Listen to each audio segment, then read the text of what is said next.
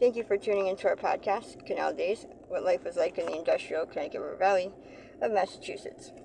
I'm your host, Carrie, and joining us today is Holyoke's very own local historian and creator of the historical tours of Greater Holyoke, Robert Camus. He personally offers and leads public and private tours, as well as presentations of historical sites within communities throughout the state of Massachusetts.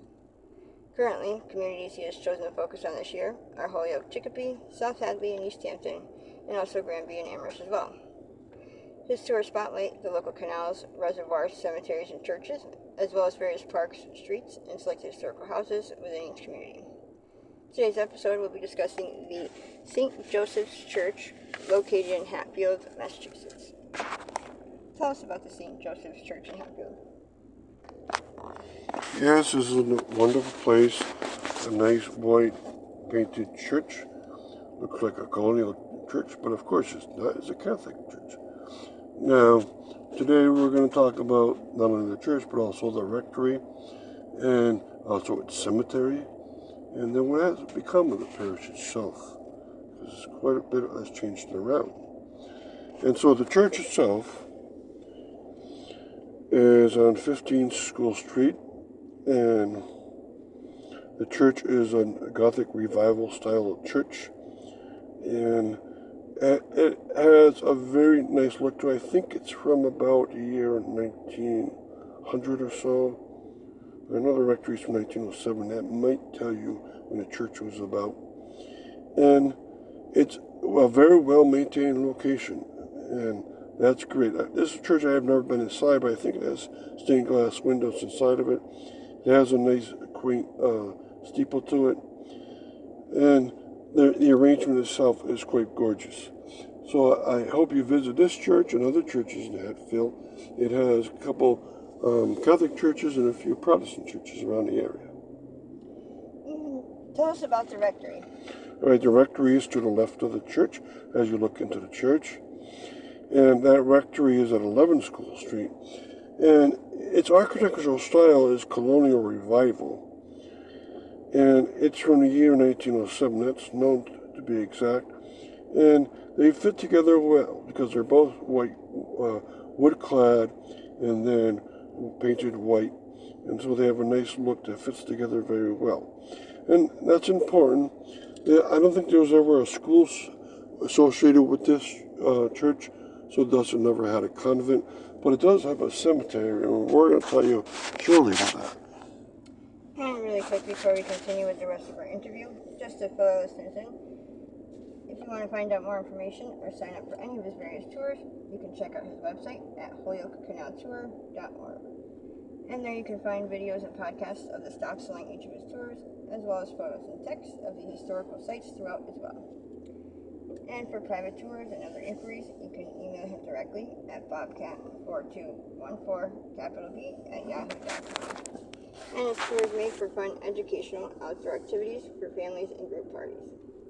So getting back to our interview, what cemetery does the church use? It uses the Calvary Cemetery. That's on Bridge Street. It's about 100 yards from School Street and 200 yards from Prospect. Now, the date of the Calvary Cemetery is from 1900, and that probably tells you the true age of the school structure itself.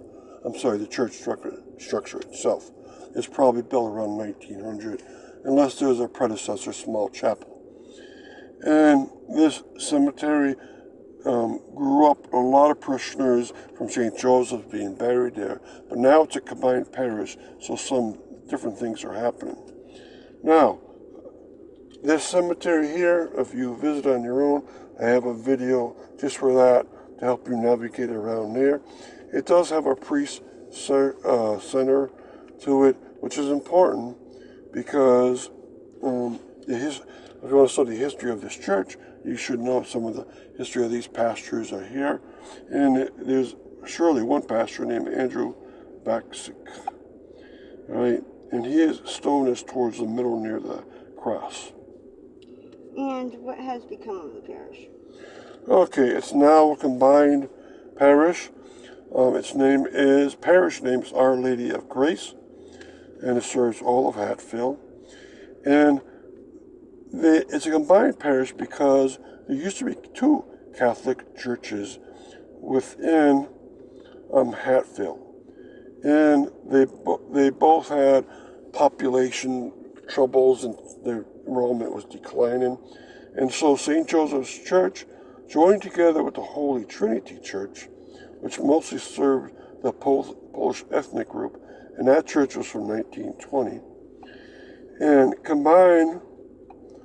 They're now called a different name because the way it works is any churches that exist that want to combine, they maintain their church name as buildings, but the parish name changes.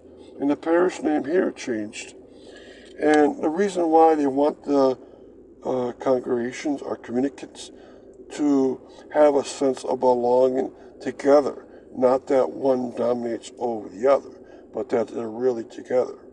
And the best way to get that going is have one parish name. And they're called Our Lady of Grace Parish. And as far as I know, it works out. I think that arrangement happened slightly more than 10 years ago. All right, and that other church, Holy Trinity, is very close to this one.